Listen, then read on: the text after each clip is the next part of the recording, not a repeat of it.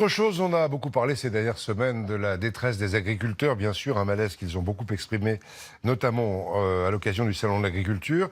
Une situation qui incite de plus en plus de producteurs à se lancer dans la vente directe. Il existe maintenant 300 magasins de producteurs, aucun intermédiaire. Le premier créé en 78 à Saint-Andéol-le-Château dans le Rhône. On y est retourné avec Marie Fortunato et Pauline Juvigny. Au bord de la départementale, entre Lyon et Saint-Étienne, un magasin aux allures de supermarché. Pourtant, dans les rayons, ce ne sont que des produits locaux, vendus par les exploitants eux-mêmes, tous situés à moins de 30 km. Bonjour. Ça va?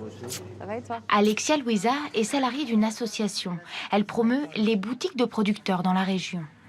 On ressent un engouement pour la création de points de vente collectifs et le développement des structures. Une centaine cohabitent désormais en Rhône-Alpes, alors qu'il y a 40 ans, il n'y avait qu'un seul point de vente dans toute la France, Uniferme. Alors ça, c'est un album de souvenirs. Jean-Paul est le dernier à travailler encore sur les 8 agriculteurs fondateurs. Une bande de copains utopiques qui décident en 78 de vendre leur production dans une cabane. La structure fait désormais vivre 70 personnes et 18 exploitations. La gamme de marchandises s'est étoffée, mais la qualité, à un prix abordable, est restée la même. Des produits naturels et avec beaucoup de goût, tout est bon. On est directement avec le producteur, c'est pas comme une grande surface où, ma foi, les produits viennent n'importe où. Tout est contrôlé par les exploitants, de la production à la transformation. Cela assure la totalité de leurs revenus. L'an dernier, le chiffre d'affaires était de 4 millions d'euros.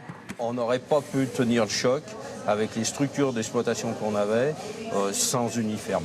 Et au lieu d'être maintenant 18 exploitations, sur le même secteur, on serait peut-être que 2 ou 3. Je peux servir les dames? Ludovic fournit le magasin en charcuterie. C'est lui qui en fixe le prix en fonction de ses coûts de production. Ça nous permet justement de travailler correctement toute l'année, indépendamment de la crise, oui, indépendamment du prix national. Cet éleveur porcin a 4 fois moins de truies qu'un élevage traditionnel. Elles vivent dans des conditions idéales.